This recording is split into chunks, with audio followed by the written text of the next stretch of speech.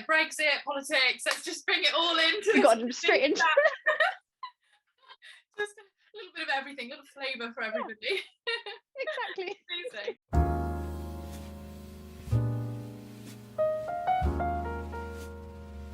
Hi guys, Rachel from the future here.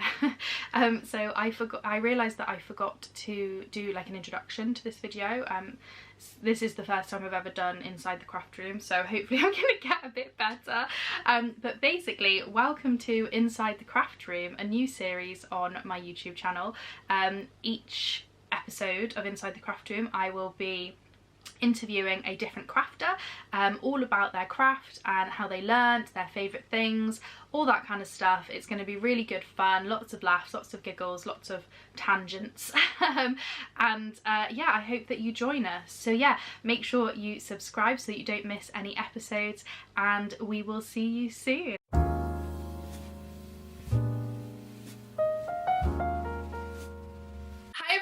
And welcome to Inside the Craft Room. This is our first ever episode and I'm so excited that our first guest is the wonderful Sophie from the Knit Purl Girl. So if you haven't heard of her, I mean, you must live under a rock. Sophie designs the most beautiful knitting patterns. That's really kind. You do. Including one of my absolute favourites, which is the Aosta, which I wore to death over the winter. I think I need another one in another colour now because I feel like I just wear it so much. But yeah, hello, welcome, Sophie. Thank you for having me. I feel very honoured to be here, and yeah, thank you very much. No, it's so really nice. Yeah, it's so great to have really you. Nice. Like, start on a high, you know. No pressure. Yeah. No pressure. No pressure at all. Great. So yeah, do you just want to sort of introduce yourself, let everybody know who doesn't know you, who you are and what you do and that kind of stuff? Sure. So yeah, my name is Sophie and I'm a third year PhD student masquerading as a knitwear designer, but sometimes it feels like more the other way around, to be honest. Increasingly so. But yeah, so I started knitting a few years ago and kind of got into Instagram around the same time, and was kind of like documenting my projects to show kind of my own records, really, to see what I'd made and see how I was improving. And then it kind of escalated out of control and this happened, which is great. But no, it's lovely. It's yeah, so that's me really. I do knitwear design and history. It's very fun. I feel like that goes quite well together. I don't know why. I think it's just like, you know, like cozy history, like it is like knitwear. You know. It all works. You need to keep warm in the library, so yeah, it's good. Yeah, it all comes together. Perfect. Yeah, no, it's really exciting. I think it's exciting as well to see like what you might do. There's no pressure when you finish. Yeah, I know. You're like me. I finished my masters in September. I think you're hoping to finish PhD end of this year, aren't you? So just a few months later, and then it's like, oh, we can finally release the knitwear design fully. It's very exciting. Oh god, it'd be amazing. No, it's kind of awkward because I have like kind of my end of year advisory meetings and that kind of thing. Like, oh, so what, you can do a postdoc? I'm like, absolutely not. What are you going to do? I can't really tell you because I think I'd get in trouble. Yeah. I know, mine's the same. I had a tutorial with my lecturer the other day, and my master's is in writing. So they're like, oh, you're going to work on your book when you finish this, because I'm giving him part of the book as like the end of year project. That's really exciting. Like, no, I'm going to create content for a knitwear brand. That's very exciting. Yeah, I'm like, no, don't make me write anymore. But yeah, too much of a good thing, right? Yeah, I think I'll go back to it at some point. I mean, it doesn't sound like you will. Yeah, at some point I think you need space. Yes, I think you can think that you like something and then you spend 3 years thinking about it exclusively, and then by the end of the 3 years you're like, you know what, I hate this. I'm never going near it again. But what's your thesis on? Sorry, I'm just really interested in. Yeah, no, it's like creative. It's very different when you do creative writing. It's very different for PhD as well. Like if you do it as a PhD, you actually write a book. And write like a smaller research project to do with the book. So for a master's, it's 20,000 words of half of it is my book, and then it's made up of lots of different articles and interviews and things that you would get in magazines. That's so cool. Yeah, it You can sounds do cool. it. It's stressful. It's always the way. I know people are always like, wow, that's such an interesting masters, and I'm like, yeah. I used to think so too. Yeah, exactly. No, I do. Nobody can ever take it away from you. That's it. That's when you've done it, you've done it. Exactly. Yeah, box tick. Good. Okay, let's talk about knitting. That's yes, my sorry. Yeah, so I would love to hear from you sort of how you started knitting, and you know, I mean, you sort of touched on it a bit. You started knitting, but yeah, like how you got into it, how you learned, etc. Yeah.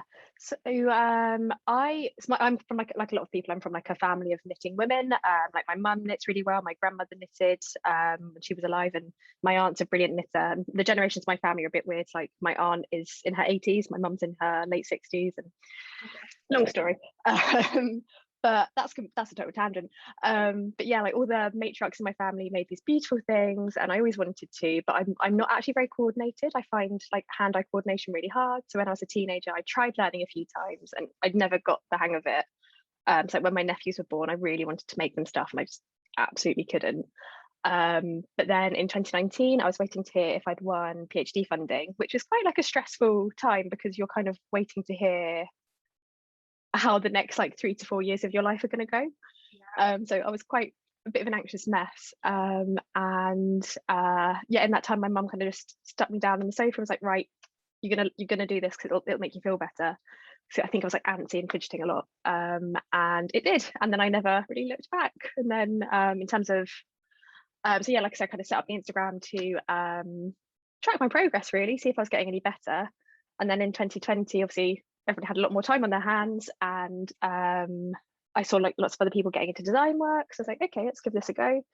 And then yeah, like I said, it kind of has taken over my life since then, so which is great.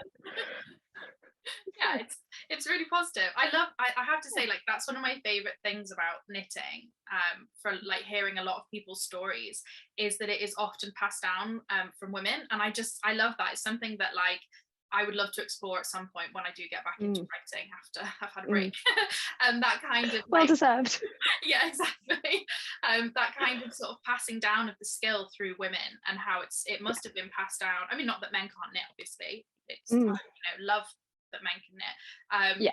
Has been passed for like, you know, hundreds and hundreds of years, hasn't it, through women, which I find really interesting. That kind of, it's amazing. Yeah, it's because I think it so I knit like I'm an English style knitter, but I flick and I hold my yarn in a slightly unusual way, apparently. But to me, that's like how my family knits, and it's so nice. And to have those kind of like mementos of things that people have made is so lovely. And yeah, it's like the yarn that connects us all, or something really cheesy. No, I like it though. I like that because I learned to knit. Family friend taught me to knit. Who was from India. So she's learned to knit from her mother, who was Indian, and she'd learned to knit from her mother, blah, blah, blah. So, you know, I find that quite like, you know, and it was the same, it was still English knitting. But yeah, no, it was, I really just like that kind of how everybody learns. And as you say, it's like, in a non-cheesy way, passing the thread through generations. Exactly, that's the good phrase. That's why you're doing creative writing. I'm not sure about that. No standard phrase. It's true though. It's so lovely to have that in common, and it's a nice like thing to bond across generations as well. Because like I say, like in my family, there's really big age gaps, and I don't really have much else in common with like my aunt, for instance. But we've got this in common, and we can always talk about it. It's nice. It's really lovely. Yeah, really no, lovely. I really like that. Yeah, no, it's I mean, so nobody else in my family knits. My mum sort of gave it a go. But yeah, that's hence getting taught by a friend from So, but my in-law family, my sister-in-law and my mother-in-law both crochet, so we kind of have like that's really nice. love in common, which is really nice. Good, it's always useful. We're going to the Knitting and Stitching show in Harrogate in November. So it's really good. I went to the one in London last year, and it's such a good show. Like it's such a fun day out, because you can like meet so many people and see so many like amazing artists. It's so nice to have your own shows back. Like, yeah, so good. I know. I really want to come to that one that I think, did you go to in February? Is it Unravel Fest? Yes, That's yes. So they're now doing.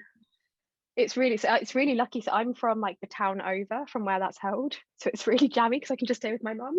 Yeah, great. Really good. But yeah, no, Unravel's great because they're doing it in the autumn now as well. So that's because we're moving back that way soon. So I'm like, how convenient. We'll be kind of back home for. I don't think it's that far from me because I know that Laura from Penrose Knits went. I think she's just north of me because I think she's Warwickshire and I'm Oxfordshire. Yeah. So I think actually. Oh, cool! Yeah. She just went for the day, so I think maybe I should go for the day at some like.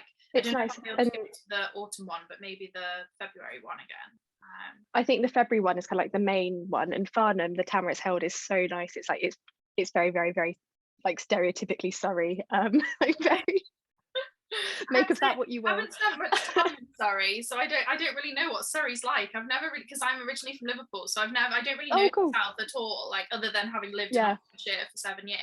But yeah, I don't know Surrey at all, so it'd be nice to like visit as well and see. For sure, it's really pretty. I'm the same with the north. Like all my family's from London, but then has kind of like migrated kind of west gradually. So like I'm from Hampshire, so I'm the same with the north. Like didn't go to look around northern unis because I knew I wanted to be in London and all this. So yeah, I'm like, oh god, I'm going to Leeds for the first time like in 2 weeks. I'm so excited. It's like, it's gonna be the furthest north I've ever been, which is so sad. It's gonna feel so north to you as well. That's the hilarious thing, is it? Because like wow.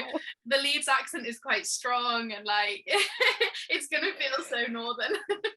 It's great. Gonna be a lot.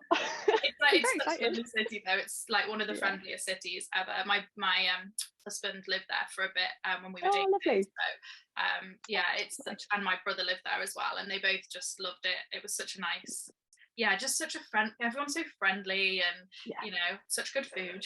I find it so weird though because I'm not because I'm so southern. I'm like, why are you talking to me? Leave me alone. It's awful. It's not a good way to be. I know. I find that I have to say when I go, like now having lived in Oxfordshire for I think it's 8 years in October, when I go back up north, I'm like, oh gosh, everyone's talking and people have let me out of my car. Like that's nice. You know? What's this? Just friendly. Like that. What is happening? Yeah. No, I love it. Terrible. But you'll have to keep us posted on Instagram how you find Leeds. For sure. I'm very excited. It's going to be rock and roll week of medieval history. Woo! We love it. How exciting. Oh, God, yeah. Love it. Okay, cool. So I asked you, I don't know if you brought some, your favourite knit of all time / probably more than one, because it's like asking people what your favourite book is of all time, which is I think an evil question. So hard. Hard. It's nightmare. I bought a few. I bought the Aosta, which is the one that you mentioned. So this was like my it's like my like overall like best-selling design, and I think it's kind of what I'm best known for. But it's just like a really simple top-down sweater in Andalusian stitch all over. I'm actually making myself a new one. Just chuck it over there. Making myself a new one with some short rows added, like add a bit more structure to the pattern. So that's quite exciting. Yeah. And with like a different yarn, so that's looking nice. I stuck with the same color because I'm really obsessed with off-white yarn at the moment. It's like I know.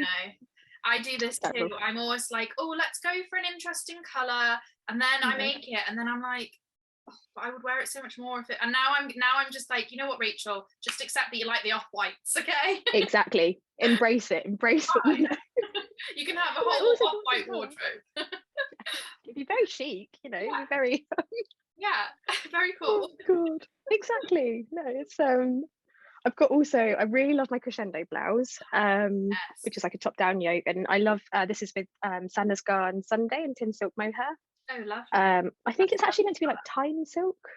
I don't know though. I think I always pronounced them wrong. The other day I pronounced it Sadness Garn Line, and I've realised it's actually, I think it's Lena. And so I sound like such a terrible like English person who can't pronounce anything, but never mind. We just panic, don't we? It's like, oh no, I can't pronounce it. Terrible. Oh god, but I know I like this because it was fun to knit, and it's really Yeah, useful for like if you want to like dress slightly more formally, but you still want to be wearing knitwear, yeah, which is my go-to mode of being. yeah. No, it's got a Um, lovely diamond shape. I think I've got that pattern. I want to make it up. oh, We might make it up in like next year, early next year. mm, I like, you know, like when it's like January, February, and you want to feel like it's spring, but it's not. So you want to wear something springy. So I think I might do it in like a pale pink or something, so that it feels springy. oh, that'd be cute. But it's too cold, so you know. Yes, you still need some like coverage and some like woolen on you. Exactly. It Yeah. makes No, such a exactly. difference. Yeah. I think that was like the headspace I was in when I made that. Actually, I was like, I want it to be spring. I'm manifesting spring, even though it was like December. Yeah. I know, I always get into Oh that in well. January. I'm like, right, I'm ready. Where are the blues and the pinks? I'm gonna wear them because I'm very No. seasonal. I like to wear like mustard and rust colours in the autumn, Mm, and then red over Christmas, and then I'm like, right, let's move into spring. So yeah, I have to start making some knitwear, I think, in like pastel colours, definitely. it's nice. It's really funny, like talking about like seasonal knitting, because you kind of I can't quite get my head around like really I like design stuff. I should be knitting like at least a quarter ahead, and I just can't make myself do it, especially for like summer knits. It feels so wrong to be working with summer yarn in like January, Yeah. because you just can't imagine yourself, you and because they tend to be like, so I've got like my farfer top here, and that's on 3.5mm needles, so it's like quite a labor intensive project. And I've got like some camis on the go at the moment, they're on tiny needles, and it's just like, oh, this is such a slog, and you don't want to be doing that in the winter necessarily. You want like a quick, No. easy kind Yeah, of thing. yeah, I But know, because I'm always trying to do that. I'm always trying to be like at least a month or two ahead. But yeah. then I've realized that that means that like I wanted to knit like a camel sort of turtleneck type thing Oh, for nice. like September time. But then I'm like, that means I Nice. need to start it at the end of July, beginning of August, which is gonna on my Yeah. summer holiday, which is gonna feel really weird. So I'm not sure whether I can do it. I'm like, yeah, often as well, September's really hot as well, isn't it? So I'm kind of Yeah. like, let's just include September in summer, and I'll just start knitting it in September instead. That's fine. I think that's a really good plan. I Yeah, endorse it. exactly. Because otherwise, so I'm knitting Seaborn tea at the moment from Herb Garden Oh, lovely. Knitwear. Yeah, Yeah. which is really lovely. So I think I'm going to finish that by the end of June. And then I was thinking of knitting your Luca cardigan because I really want like a cotton, sort of lightweight off-white Yeah. cardigan Obviously. to go with all my dresses. So It's I'm sort of beautiful. like, yeah, that's probably going to have to be the last summer knit, and then I have to get started on the autumn. Otherwise, I just end up like not wearing them enough. You know, if you do them in really like Exactly. autumnal colours or something. You can But like overcommit to a season, can't you? But then it's so hard. I know, because So people hard. keep bringing out lovely patterns, and you see them on Instagram, and you think, oh, maybe just one more, just Yeah. one more. I could do this. I could do this. God. It's really rude of everyone to like do such nice I know. Why is everybody so talented? It's rubbish. How dare they? I know. So rude. Oh, I love Oh it. God. Yeah. Like that. So Oh. I think the next one's a bit of a scary Mm. question. It is. It's a mean one. What's been your biggest fail? I feel like I don't know if I should ask people this because I do feel it's a bit mean, but I'm also like really intrigued to know.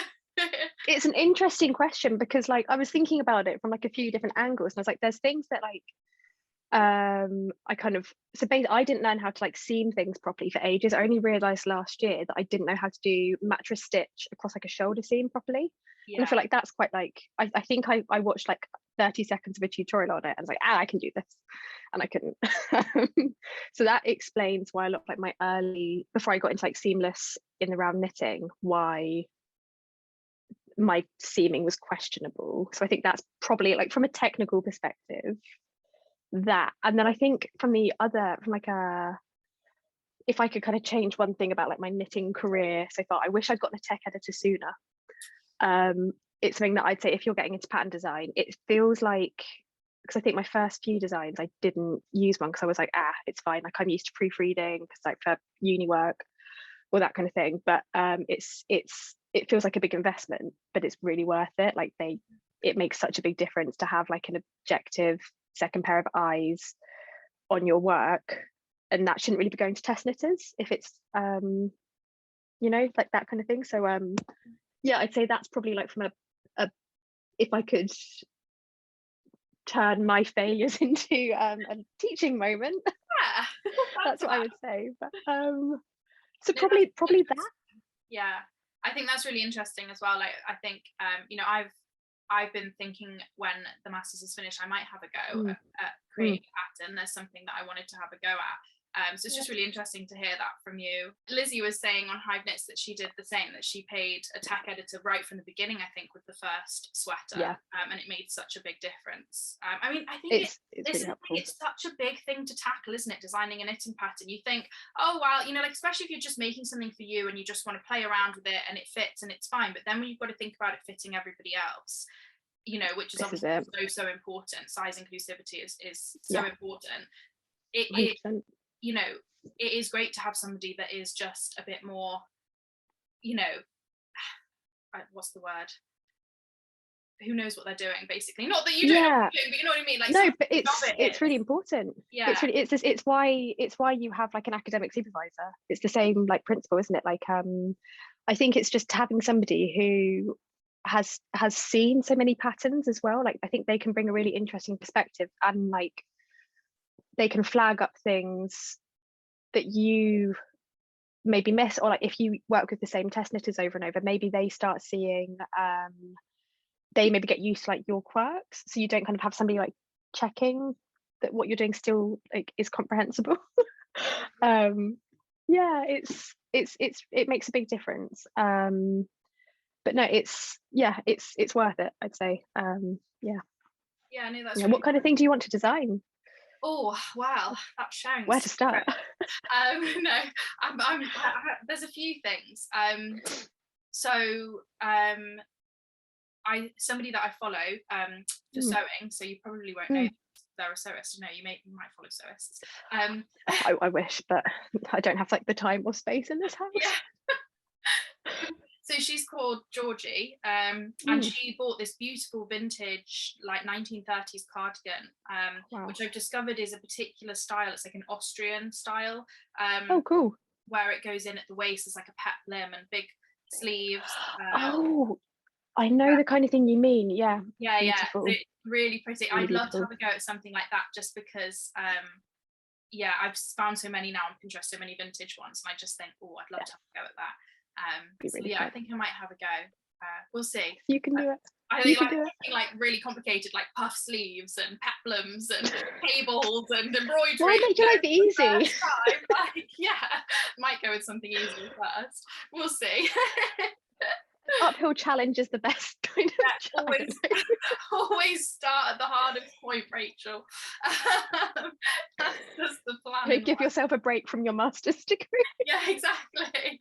Yeah, whilst I take some time off. Yeah, so we'll see how that goes. But yeah, if in future it does ever become something, I will share with the world. Exciting. It's great to hear about, tech editors. And the mattress stitch as well. Oh my gosh, that is so me as well. Looking at my first knits that I did all flat, I just didn't bother to learn to sew up properly. I was just like, la la la la la, sew up the sleeves. This is fine. They're just such a mess. Like, because now, like, when you learn proper mattress stitch, it's completely seamless on the outside, isn't it? It looks like perfect. It looks like it just continues. Yeah. So it's crazy. It was properly like one of those like a stitch in time saves night, like literally kind of thing. Like, yeah, if I'd just taken the time to learn how to do it properly, because it's very frustrating. It's always the way, isn't it, though? It's like with sewing as well. Like, quite a few times I'm like, oh, I don't need to stitch the neckline. Oh, look at that, now the neckline's wobbly. It's like, it's one of those things, isn't it, when you're like learning to sew or knit or crochet or whatever, you always just end up skipping a bit because you want to get to the exciting part, but but it sucks. It's always worth it, but then you only need to do it like wrong once and you're like, oh, okay, I can see why this is a thing. Like, this makes sense now. But exactly, in the moment it's so tempting to just go for the easy route. And knitting in the round was a game changer as well. Like, hardly any Like for some obviously there's no seaming at all, is there? Like for your Aosta there's just nothing, it's just no. straight top down, which is lovely.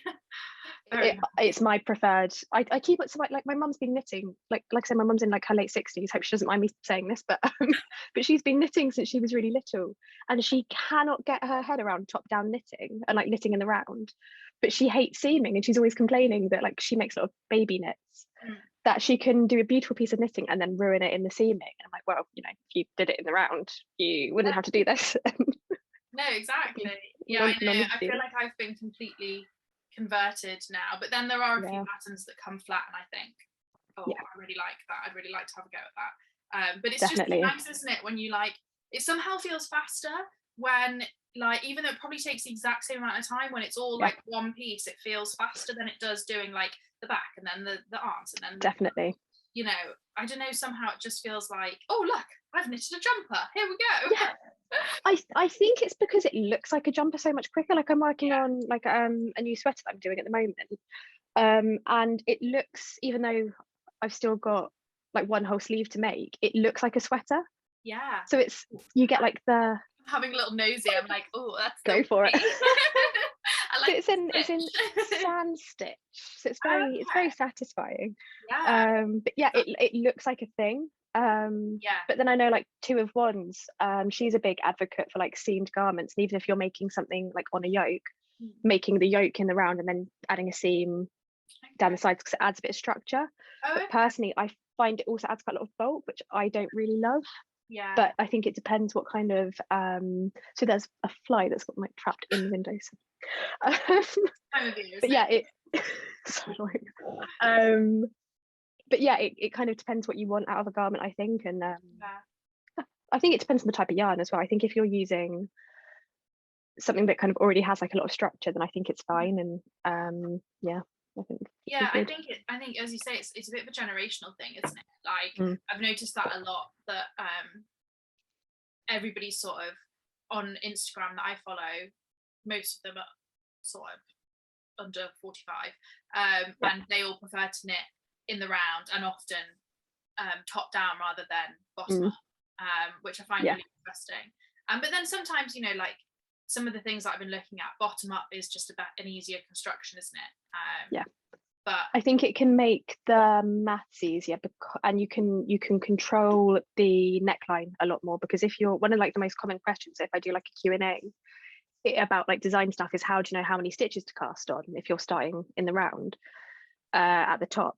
And it's, you kind of have to play around with it, and I always kind of calculate my finished like bust circumference first and then work backwards from there until I've got a figure that I know I will find comfortable. So I kind of know, for me, on like a 4.5mm needle, I'm going to want about 90 stitches on my neckline. That's just from experience, that's what I find works best.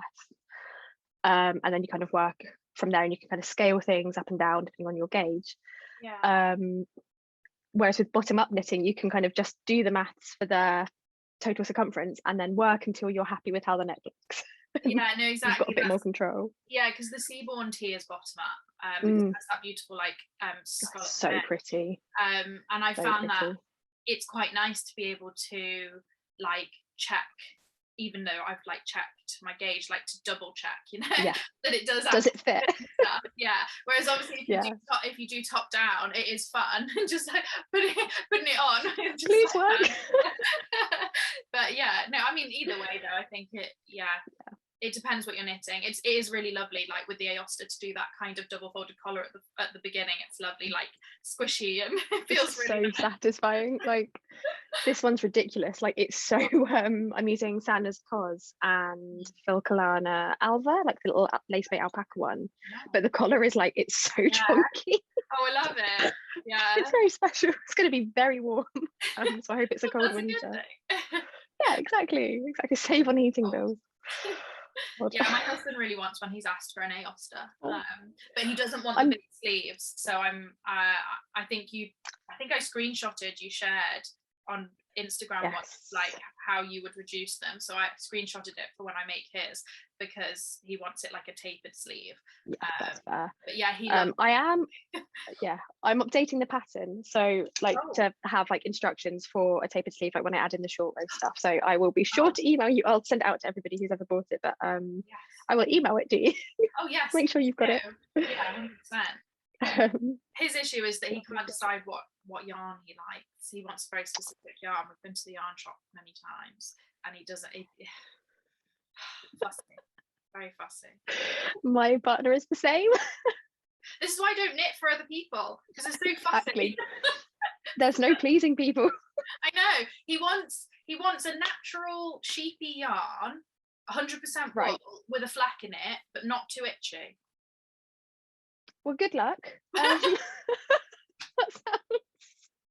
So like there's all these lovely like creamy, you know, off-white yarns, but they don't have like a fleck in it. And then there's the sort of browner ones that have that kind of traditional sheepy fleck in. Yeah. But there's nothing in between. Could you get like a white yarn and spill some coffee on it or something? just like flick it with some paint. When I did like theatre studies, we used to get like tea bags, like age paper, you know, we used to like put like to make it look like parchment, and just do that on the yarn. Exactly. Perfect. Naturally dyed. Yeah. Exactly. Natural. It's a solid plan. Yeah, so we'll see whether he'll actually get this stuff up. But yeah, talking about yarn, I was going to ask you what your favorite yarn is. Do you have a favorite yarn though? That's like a big question. Really hard. I found this harder than picking up like my favorite projects, because at the moment my obsession is with the Knitting for Olive mohair held with their merino. It's a bit bougie. It's like definitely on like the higher like higher end of the price spectrum for this kind of fiber combination. But God, it's so nice. Like, it's really nice. And the colours as well, like the shades are just. I love the dusty artichoke. I can't say that word. Artichoke shade. It's just beautiful, and I think it is. What's Lizzie done recently? Was it dusty artichoke with something else? Wasn't it the mohair she used was like a blue, and the DK was I can't remember, but it was nice. Something like that. So I've got what I'm wearing is made with, this is the dusty artichoke shade, and then it's the dusty aqua. Oh, nice. Love. So that works really nice together. But I mean, there's loads of like great kind of like I've got like the Along with Hannah merino in here, which is also really nice. And I find it hard when you go on Knitting for Olive's website and there's just all these shades, and again, like I'm always tempted to go with off-white, but then it's those beautiful gentle like pastel tonal greeny blues. Oh, so nice. It's just so, their color palette is just, there's nothing else like it. It's just so good. Like we went to Copenhagen in December, which was really lovely, but like one of the highlights was going to the Knitting for Olive shop, because like even my partner was quite excited about it. But just seeing all of their colors in person, it was like, oh, this is heaven. Yeah, I know. I really want to go. I really want to take a trip. I mean, just to sort of the Nordic countries in general, because of the knitting. I'd love to do like a knitting tour, like, you know, Denmark, Norway, Sweden, all of them, and just do like, because I follow so many people, I watch so many like knitting podcasts where people are from Norway or from, you know, Denmark, and like, the culture there is, it's so nice that knitting is such a big, you know, they learn how to knit in school in that's so Norway. Good. And I think in Sweden as well, they teach you how to knit in school, like it's part of your like art lessons, because it's really sort of like part of the culture and part of the history. And I'm like, oh, we need that. I wish. Well, and it's so good for you, like, because that's something that I'd quite like to do post PhD is like set up some kind of like knitting workshop for people in like schools and colleges and unis for like stress relief, because it is such like, for me it's like it is the most comforting thing, and like it completely soothes your mind and takes away, because you're doing something but you're still relaxing. Like I think if you're like a highly strung person, I think it's really very much a tonic. I mean, I think it's been clinically proven, hasn't it, to reduce blood pressure, which helps anxiety, and it has actually because I have chronic pain problems, so it's been it's been proven to actually reduce chronic pain, which I find That's that, amazing. yeah, when I sit for an hour when I'm like in a lot of pain, it really does Yeah. help. People with arthritis particularly, Oh I wow, found it quite helpful. I mean, less so if that's you really have great. arthritis in your fingers, but if you have it in your knees, in your knee joints, apparently it's supposed to be quite, I don't know, it's something Oh, to do with like reducing pain levels. it's amazing. It's Yeah, it's incredible. love to know more. I'd love to like see more research like kind of on this kind of thing, because yeah, it's just fascinating, and it's so it's yeah, it's just the best. But no, it's I think they've started prescribing it, like OTs and physios mm, and stuff have started actually oh, wow. prescribing it to people who have like chronic pain conditions or anxiety, Yeah. depression. I think Wow. I think they also used to prescribe like gardening as well, but they've now started to Oh wow. prescribe like crafting and gardening as like, Yeah, you know, sort of holistic, it's so good. you know, on obviously on top of like medication, Yeah, you get yeah. the help that you need, but But as an extra kind of thing. I guess it kind of I think it does a lot for your self-esteem as well, because I think it's you can make such beautiful things so simply, and I yeah, I think it's got to be like, I just think it's good to, Yeah, like, no, it's like the I sense of don't have very achievement, isn't articulate. it? Like when you're Yeah, that's sitting it. there and you know you're relaxing and it's a really lovely thing to do, it's really good for mental Mm. health and physical health, but then you're also creating something as well. Oh, You get that real sense of satisfaction. it's um great, and the community side of things as well, because I think that you kind of get indoctrinated into the club of knitting. I say yeah. club, I mean kind of, Yeah, the cult. club is maybe being generous. Yeah, exactly. I'm joking. My mum does call. She We does shouldn't ask me, so joke how are about your cults. disciples? Yeah, we shouldn't joke. Oh, I know. It's not It's good. really bad. um, There's a really good I've read it called Cultish, and that's really interesting, but really really good. mm, Tangent, but all about that kind of thing. yeah, Uh, but yeah, it's but no, you do like the community side of things is massively a part of it. Like I know that like a lot of like my really close friends now are through the knitting world, and like it's something like to like talk with you yeah. and to get to know people and to like share in people's journeys. Yeah, no, exactly. I know, I love that It's so part of it. nice. It's been like such a really nice thing. It's the same as well with my sewing as well, because I've got quite a lot I into can imagine. sewing. Yeah, There's such a big community on I think it's just amazing. Like I think, sorry, I'm struggling with words now. there. Um, but I think because people are so supportive of one another, and I think that people really want to see each other succeed, and like, oh god, my camera's falling over. There we go. And to like make interesting things, and Yeah. yeah, And I I just feel think like it's a really whenever supportive anybody community. releases a pattern, there's just always so much support behind it, which is what encourages me to like have a go Yeah, myself, definitely. which is Like lovely, I think. it's great, and I think it's like you know, I know it has its issues, and I know like particularly as like a white middle class woman, I probably Yeah. get like a very easy ride within the community. I'm like very well aware of that, but I love that people aren't afraid to like talk out about injustices within the community, and there's a lot of like self-reflection as well. I think it's yeah, like I said, I know it has its issues and not everybody feels that way within the community, and that's awful.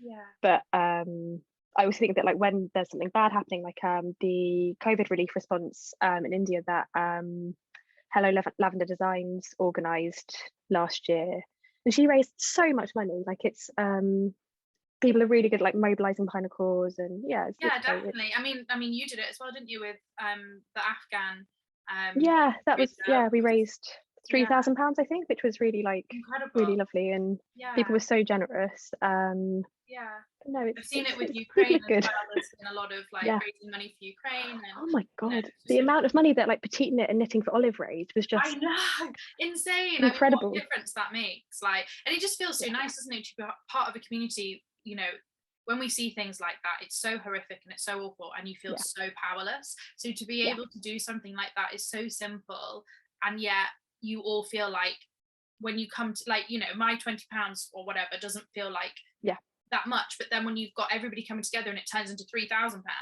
that feels It's like incredible. actually we've really done something amazing. Yeah, Yeah, no, I love that that's it's become a bit of a like sort of part of the culture, part of the community, yeah. regularly raising money for good causes. I think so. I think so, because like it's yeah, it's just a bit. I think people are so generous, like, and I think it's something that you see kind of across the community in a whole. I think people are really generous with their time, like with test knitting, and like so supportive, like we said, and yes, like kind of ready to get behind things when they Yeah, have to. It's just great. I love it. It's great. I know. Shout out to Well done, us. Yay! We love you all. Yes. And now, so I've got to Yes. ask you, what are you knitting? What you? I mean, you did kind of talk about it, but like, are you allowed to talk about it because it's a new design? Like, yes, I don't really like hiding things away because I'm really impatient and I like sharing stuff. So yes, I am like a serial caster honourer. oh really? A word. We need Yeah, to like I do that, don't we? yeah, we do. But it's like a compulsive thing. So at the moment I'm working on, this is the Pippin sweater named after, come here, babe. Oh yeah, the boy. doing because he wasn't very well, was he? It's his back leg. So I'm going to show you my cat's bum, but he doesn't mind. Oh, he won't let me show you. He's got a bite on his back leg, kind of like I know it's not his knee, but it's like his knee joint basically. Yeah. And it was a bit nasty and a bit sore, but he's all sleepy. But he's fine. Say hello, Pippi. He looks so grumpy. He does. He's like, who are you? Oh. What's happening? I'm trying to sleep. Why? Yeah, I got woken up for this. Sorry. Poor boy. I love cats so much. We have a rescue greyhound, so we can't have cats amazing. because obviously chase instinct. Yeah, because you know that's what she was taught to do from birth. Yeah. But my sister-in-law has a cat, and I'm always like, oh, I just like want to love him and cuddle him and keep him forever because I grew up with a cat, so I feel like I just love them. But they finish at home, like scrapes and bites, and aren't they? It's ridiculous. Yeah. So yeah, we've got two cats. We've got Pippin and his sister Jasmine. They're from the same litter. They're 6. Jasmine has never been in a fight ever. The only time we've ever had to take her to the vets was for like when she was spayed. Pippin, at least once a year, he gets into like a major fight. Like he's too butch for his own good. That's his trouble. My cat growing up, Onyx, was like that. She was the tiniest cat. She was so small because she was a rescue and she had like stunted growth because she didn't eat enough as a kitten. So she was really small. So she was smaller than all the other cats on the street. And yet she'd like march around like, I own this street, guys. And she just like beat up all the other cats. And she'd always come in with like cuts and grazes and, you know, like, Onyx, honestly, will you stop getting... What are you doing? They don't know what's good for them, do they? Stressing me out. Terrible. It's terrible. Yeah, he's a silly boy, but no, he's fine now, thankfully. But yeah, so he really likes the yarn that I'm using. Okay.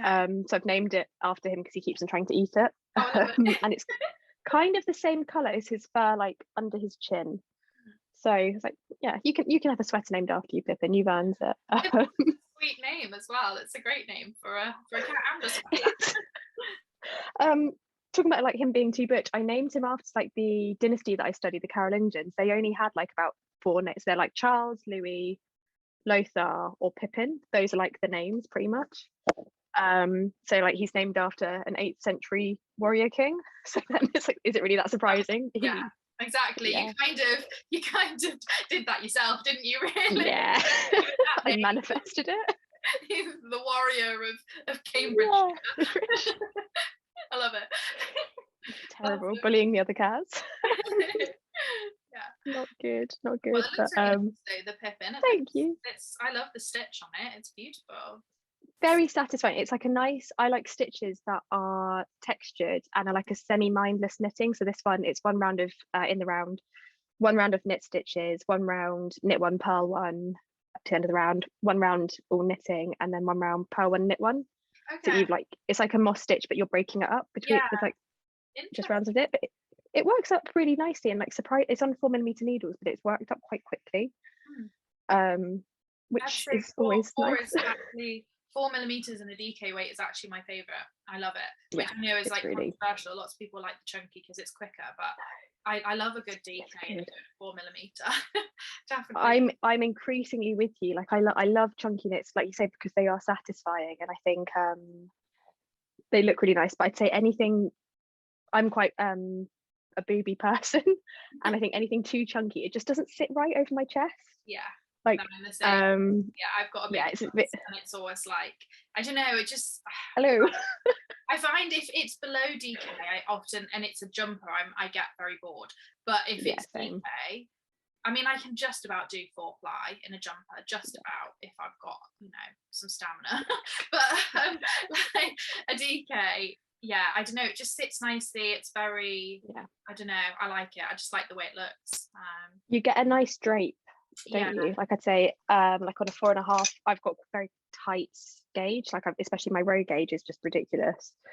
So like a 4.5, 4 is just like you say, it's just so nice. And that's what I mean. That's what the Seaborn tee that I'm doing at the moment is, and it's I'm now up to the sort of just stocking stitch and stripes. Nice, just nice and mindless. And that the yarn as well is really nice. It's Drops Bell.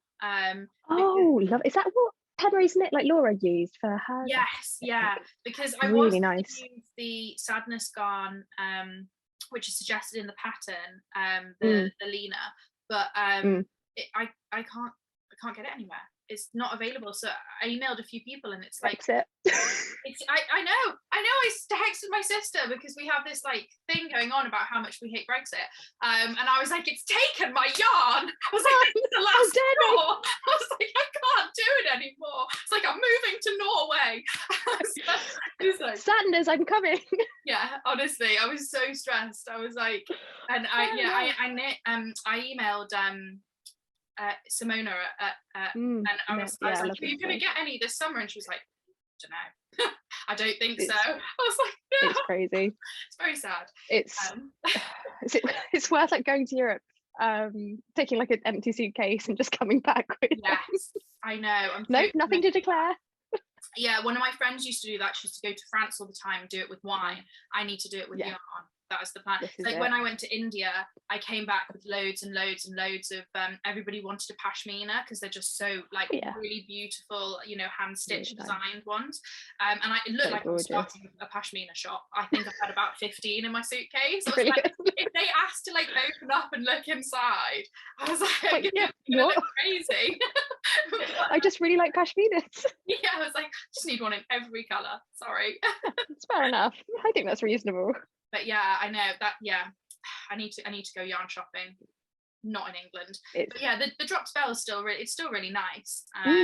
It's quite a similar blend, isn't it? It is. Lena. That's why. Yeah, it's almost like the exact same percentages, which is why I went for it. Nice little yarn sub, you know. Happy days. Happy days. Yeah. But yeah, no, it's a really lovely one to work with. Add it to my list for next summer. Yeah, exactly. Actually, I'm actually just going to add it to a list because I will forget and I do really want to try it. So. Yeah, no, and it comes in lots of good colours as well. So you can't go wrong with a good bit of Is this your only project at the moment, the Pippin, or you were saying you've casted on? Are you allowed to share any of the others? Oh yeah. Right, where do we start? I've got a whole drawer under my bed that is like just I can't get the lid on. Like I say, we're moving soon and I need to go through them because it would be good to like just be able to move the whole drawer, but I physically can't. It's awful.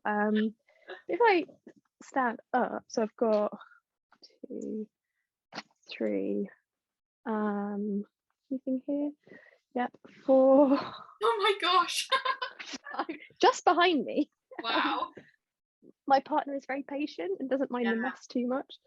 So I've got like a simple cami here in some Knit Purl silk that I'm going to come back to next year because it's on 3mm needles, so it's going to take an age to knit, and really I don't want to be working on it now. I kind of want to be getting ready for the winter. Yeah. And then other summer projects, I've got I just finished a crescendo summer top, so it's the same kind of diamond yoke as the blouse. Yeah. So I'm making another one because I like to do 2 sample garments if I can. In a different yarn, and again some Knitting Purl silk. I like a bit of Knitting Purl olive. There's a theme to these projects. I mean, it's just really nice. Like, yeah, it's a bad habit. It's an expensive habit, but really lovely. So that's in like the Dusty Artichoke silk. So that's really nice. Really nice. Do you order straight from Knitting Purl, or do you get, because there's a few people now who stock it in the UK, don't they, which is really great. It's really good. Yeah, it kind of depends. I found if I can get the colours that I like in the UK, I'll buy it direct. I'll buy it from a British shop, just because it's like No Frills Knitting, like my friend Meg. I always Yeah. want to support her business, and Beautiful Knitters in London. Again, they're just so nice. Always want to support them if I can. So yeah, I'd say it might. I think it sometimes works out about the same. Sometimes a little bit cheaper, sometimes a bit more expensive. But if I can buy from a small shop, I will. If there's a colour that I want that I can't get from UK based shops, I'll order directly from them, and I've never had any issues, even post Brexit, which is good. But yeah, it kind of depends really. But I've got like another summer top that I'm going to finish next year. And then it's ridiculous. And then I've got like this brioche sweater. Oh, that's nice. I love brioche. That is, it's so, but like, when you make a mistake, it's, oh, I know. So one of my first ever knits it's fisherman's, because it's flat, so it's fisherman's rib. Oh, nice. And lovely. I didn't realise until I finished it and sewed it all up that one line I obviously hadn't knit below. I'd obviously just purled and not concentrated. So there's a line across my bust, and my sister was like, "Oh, it's fine, it looks like a design feature." I was like, "What?" I'm just like highlighting my boobs. I was like, hello. This is not a design feature, Sarah. It's very stressful. But I haven't done it. It's too much work to undo it and go back now. Especially if it's something with seams, like it's just such a nuisance. Like, I know. I'd made a mistake in my brioche, and it was like literally like maybe 3 stitches that I hadn't, the yarn over hadn't quite taken. And I think it took me about 5 hours to fix all 3. Like I cried. I was so frustrated, and I was like, oh. You know when you should just rip back and do it again, but you can't. No, I know, this is the thing. This is what I find really funny is like we all say how much we love it. It's so relaxing, it's so wonderful, but if you talk to any knitter or crocheter, there are those moments where, like, my mother-in-law was telling me she wanted to give up crochet forever and throw it out the window, and then like a few days later I did the same thing, where I realized I hadn't got my gauge right, and I basically made a jumper for, like, my jumper was about 20 centimeters too big. Oh no. I was just like, how have I managed this? This is ridiculous. And I had to like rip it all back and start again, and I was so like, frustrating. There's positive ease, and then there's like positive ease. Yeah, exactly. There's like oversized, and then there's like, I can also fit my husband in this jumper at the same time. That's not gonna work. Lovely. Yeah, like those double. Great for fostering intimacy. Oh dear. Oh, so nightmare. Actually, it's not it's sort of the last question that I have for you, which is, what are you most excited to knit this year? Or I mean, or have, like, you can always say like what you're most excited that you have already knit, I guess. But it's a good question. There's quite a few. So aren't we? Yeah, I'm making myself another version of what I'm wearing. This is like my December sweater. And I've got, it's in the same drawer as the Knitting Purl actually. I chose some like lovely shades from the Along avec Anna range. Nice. So I'm going to do like a stripy version. So I'm quite excited for that, because I love a good stripe and I love these colours. I really want to try some of the Along avec Anna yarn, because it looks absolutely gorgeous. Really, the colours are so nice. They're really lovely. DK Merino, which is like nothing. So really nice. It's lovely. It's really beautiful, and she's so nice, and yeah, it's great. So I'm excited about that. And then what else? To be honest, I'm just kind of I like the idea of kind of having a set of like simple shape, but kind of having like, I can't get my words out, like a pattern bundle. So like maybe starting with what I'm wearing, like the December sweater, and then when this is finished, adding this in, and then the brioche sweater that I've just shown you, kind of like for people who are wanting to get into simple design, like, you know what I mean? So something like that, I think that will be good. But I just love knitting in the winter. Like it's just so cozy and nice, and really I'm looking forward to being like PH done and being able to knit without feeling guilty all the time. Oh well, thank you so much, Sophie. It's been so nice talking to you. Thank you for having me. It's been so having you. It's my first inside the craft room. Just let people know where they can find you, obviously, like Instagram and so On Instagram, I'm the Knit Purl Girl with underscores between everything.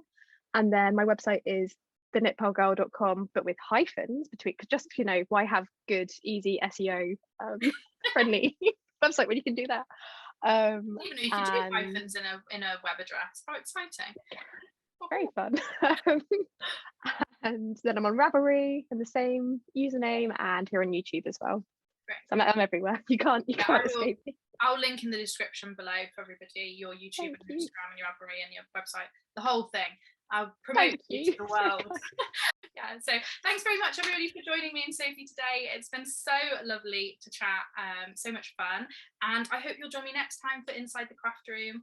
I don't know who our next guest is going to be, so that's a surprise for me too. Yeah, it's very exciting. But yeah, I'll see you next time. Thanks everybody, bye.